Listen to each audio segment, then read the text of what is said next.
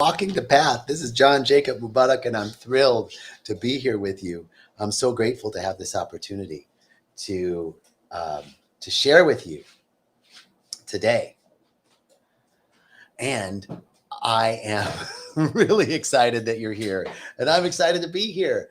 Happy day, happy life, happy journey. Welcome, welcome, welcome to Walking the Path.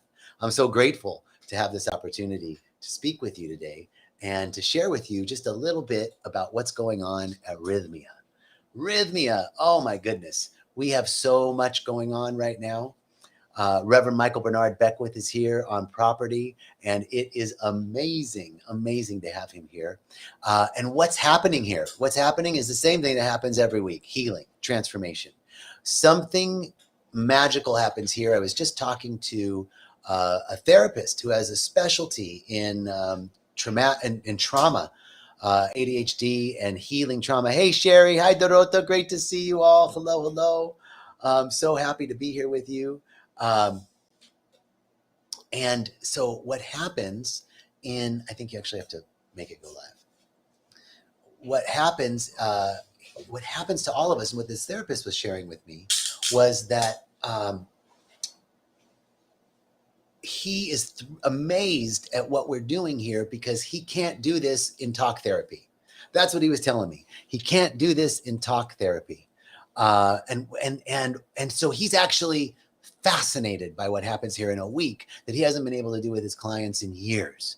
That's what's going on here. And what's happening is a very simple thing. It's a return to wholeness, because all of us in some way disassociate from ourselves in early childhood. And it's something that happens out of protection. And it's not that anything necessarily traumatic has to happen to us. It's not that you have to be abandoned or molested or abused in some way. It could be something simple, like I didn't get to play Monopoly with my brothers and sisters, right? Or I spilled tomato soup and my mom got mad. It could be anything, because as kids, we're very self-centered. As kids, the world revolves around us. So if for some reason I don't get my needs met as a kid, I think it's my fault, that there must be something wrong with me. I must be defective. I must not be lovable. I must not be enough, right? And then we encode that into our belief system, and we suppress that idea, because I don't want to feel like I'm not enough, and I don't want to feel unsafe, so I suppress that. And it's like locking that little kid in a dungeon. Like, I don't ever want to feel you again. But the dungeon is down here, and then we're adults, and our adult life is orbiting around the dungeon. It has a gravitational pull, those limiting beliefs. So what the medicine does is it helps you access that part that you've locked away. It helps you release that inner child that's been locked away for so long. And once you release that child, it just comes back to you. This is the reunion. This is the unification with the soul. This is coming back to our truth, which is that we're whole, perfect, and complete, no matter what. That's today's talk. I'm getting ahead of myself.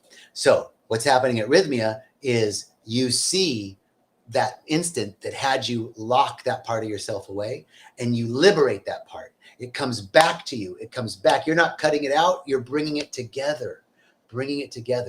And from that state of wholeness, we heal. Let's look at, we have Candace. Hello, Paul. Greetings from Ireland. My brother, Paul O'Reilly, and Christopher Chamberlain, Sherry, Rebecca. Great to see you all. Dorota, thank you so much for joining us, and all the folks on Instagram, welcome. All right, our topic today, no matter what. No matter what. It can be said a couple of ways. First, let's go with no matter what. No matter what. You and I are perfect, whole, and complete, no matter what. No matter what the appearances are, no matter what the circumstances are, no matter what I'm thinking, no matter what I'm feeling, no matter what anybody is telling me, I am perfect, whole, and complete, no matter what. You are perfect, whole, and complete, no matter what.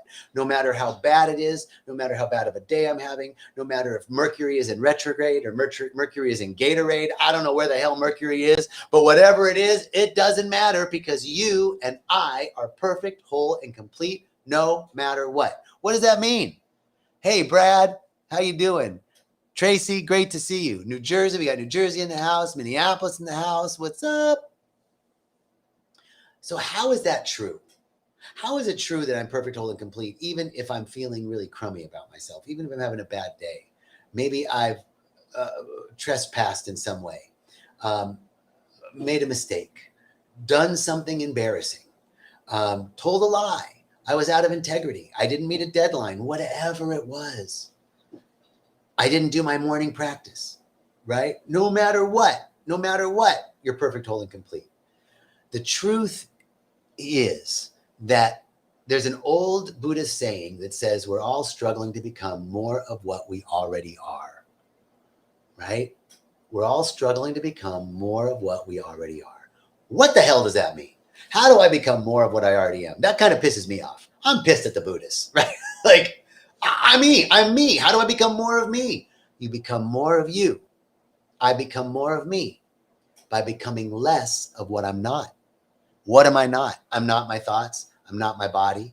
I'm not my emotions. I'm not my feelings. I'm not what other people say about me. I'm not what I think I should be doing. I'm not what I think I should be feeling. I'm not any of those things.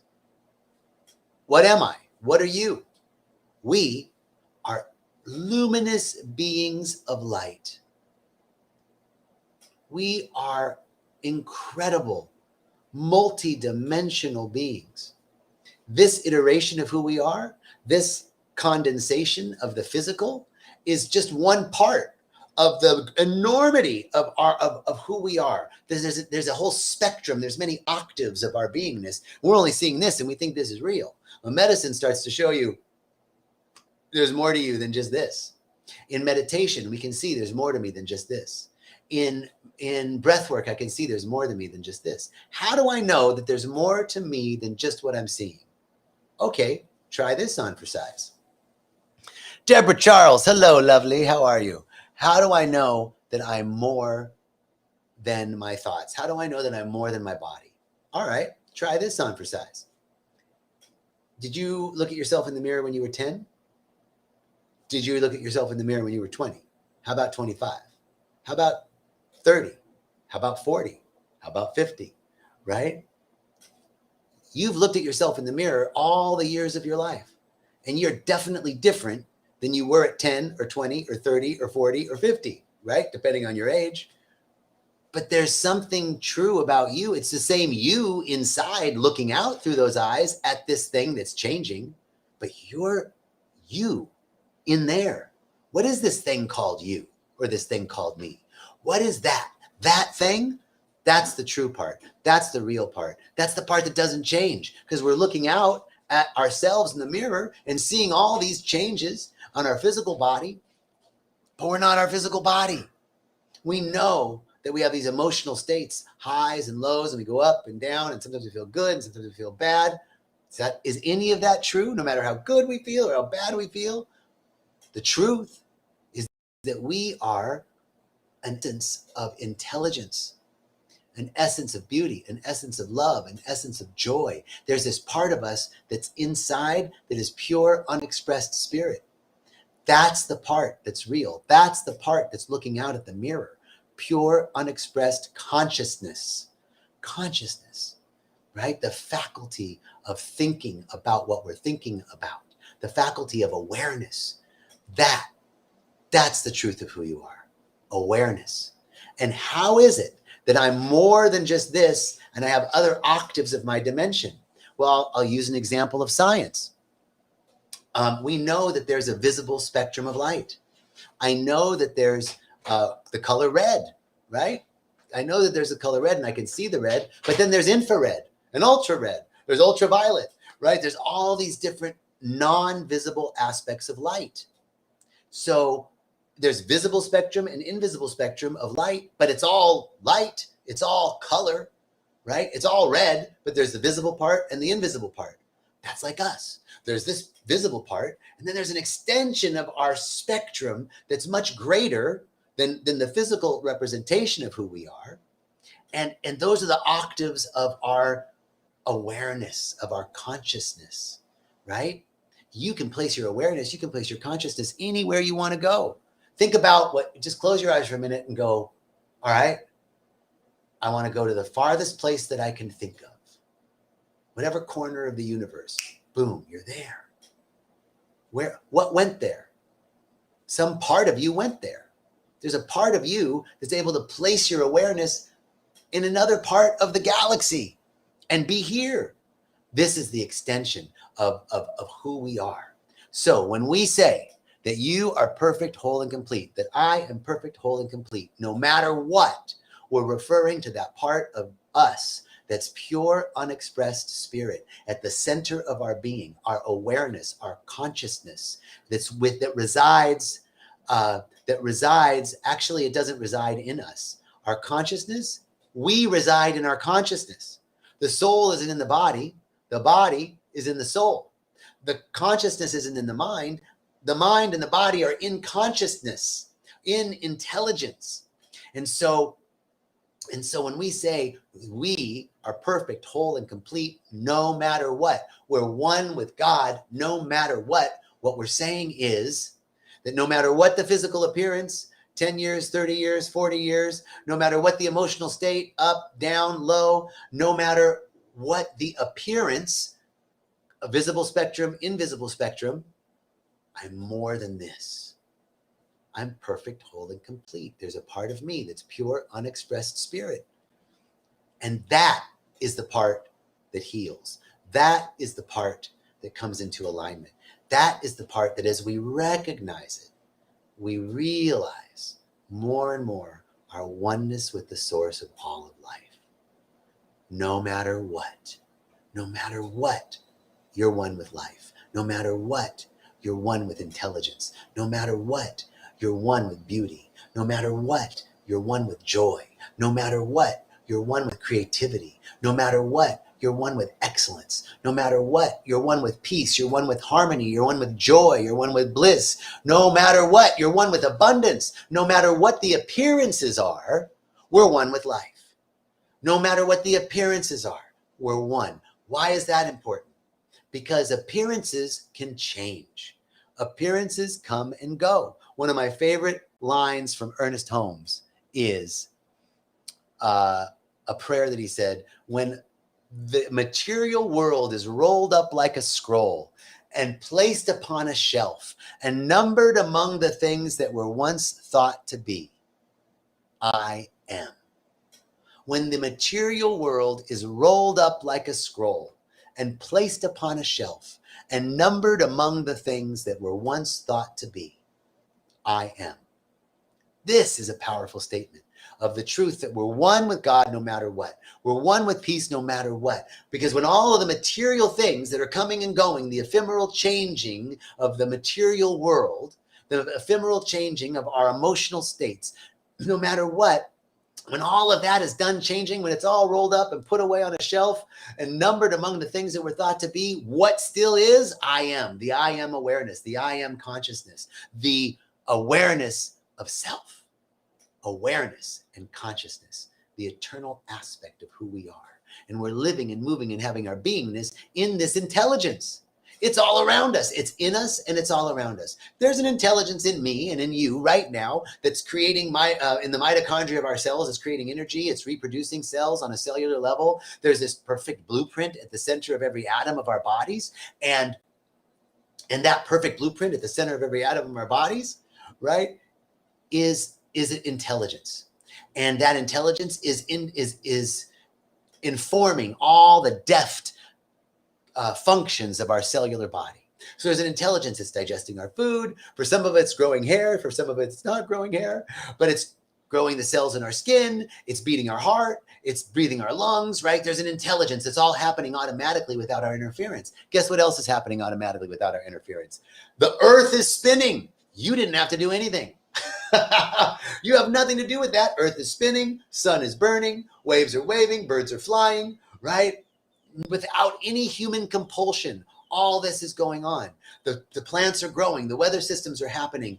That's all happening without us. So there's an intelligence in me and in you right now on a cellular level, intelligence, knowing just what to do and just how to do it. There's an intelligence all around you in the air, in the plants, and the birds, and the bees, and the rocks, and the trees, and the sun, and the moon, and the stars, all of it. There's an intelligence all around us. So it's in us and it's all around us. And we're in it.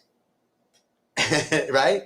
We're in it. It's in us and it's all around us. Intelligence, beauty, wisdom, harmony, balance, order, joy, bliss, abundance, prosperity, all around us. And we're in it and it's in us. Right? No matter what the appearances are. Might appear to be different, but appearances change. And if it changes, it's not real. The only thing that's real is that which doesn't change. If it changes, it's not real. It's not real with a capital R. I'm not saying that this couch isn't real. I'm sitting on it, right? But the couch is going to change. It's going to deteriorate. If I left it here 100 years, it wouldn't look like it does now. Something that changes isn't real. But there's one thing that never changes, the presence of God. There's one thing that never changes: infinite intelligence, infinite love, infinite beauty, infinite harmony, infinite peace. It's always peace. It's always love. It's always harmony. Never changes. Not to say that it's stagnant. It's not stagnant, but it doesn't have any need for evolution. It doesn't, love is just love all the time. Nothing else but love. It's love. It's not stagnant, but it doesn't need to add anything to it or take anything from it. So it doesn't need to evolve, but it is dynamic. It's dynamic, and it's infinite possibilities. So how do I think about it? I think about it like this. There's infinite possibilities on a chessboard, right? There's some definite rules and parameters on a chessboard, infinite variations. When you have improvisational jazz, right? Improvisational jazz, you've got to have some structure. You got to know the key signature, the time signature. You have to know the order of solos. You got to know what song you're playing, the header, right? But then you start improvising, infinite possibilities, infinite potentialities exist within the structure. So that's the way I think about it when I think it's love, God, beauty, intelligence. It's unchanging, it's eternal, it's enduring, it's real, but it's not stagnant. Just like there's the parameters of the chessboard, but within those parameters, infinite variation can occur. And the same with jazz. This is how it's dynamic, not stagnant, no need for evolution, right? But also unchanging. The principles are unchanging. There's variation within, but that's all contained within. We are inside of God. There's no outside of God. There's no outside of intelligence. There's no outside of the presence. So here we are talking about this stuff. I want to remind you again, you are perfect, whole, and complete no matter what. No matter what the appearance is, no matter what you think about yourself, no matter what you say about yourself, no matter what anybody else thinks about you or says about you, perfect, whole, and complete, no matter what. We need to remember this. Like when we're having a hard day, things just aren't going our way, So, we all have those days when we're out of flow. I don't feel like I'm in flow, right? Well, then the question isn't what's wrong with me. The question becomes, how do I get back into flow? Well, the first thing you want to do to get back into flow is to remember, I'm perfect, whole, and complete, no matter what. I'm one with life, no matter what. I can't be separate from the energy of life that's beating my heart and breathing my lungs and growing my cells and growing my body, digesting my food. I can't be separate from that very life force within me. I can't be, no matter what the appearances are. Appearances change. I might feel separate. I might feel like I'm out of flow. That's the blockage. It's the thinking about, the feeling about. So the question is, how do I get back into flow? Come back to center. How do I remember that I'm one with all of life? I'm one with all of life. I'm perfect, whole, and complete. No matter what, I can't be separate. No matter what, I can't be. Spirit's incapable of separation. Spirit's incapable of separation or division, and so are we. We're incapable of separation or division from our good, incapable of separation or division from our truth, incapable of separation or division from our love, from our joy, from our abundance, from our beauty, from our oneness. Can't be separate. Can't be separate. Thank you, Deborah. Thank you, Sherry. Dominic, beautiful. Donna, thank you all so much for joining today. Let's see. How do we get back in flow? That's our question today. Spirit, show me how I can get back in flow. I know my steps are ordered. I know your steps are ordered. I know that we are guided for and provided for every step of the way. So grateful to have this time with you all. Thank you so much. Peace and richest blessings to each one. I'll see you next week for Walking the Path. Thanks for walking the path with me. All right. I'm going to turn this off here, and then we'll turn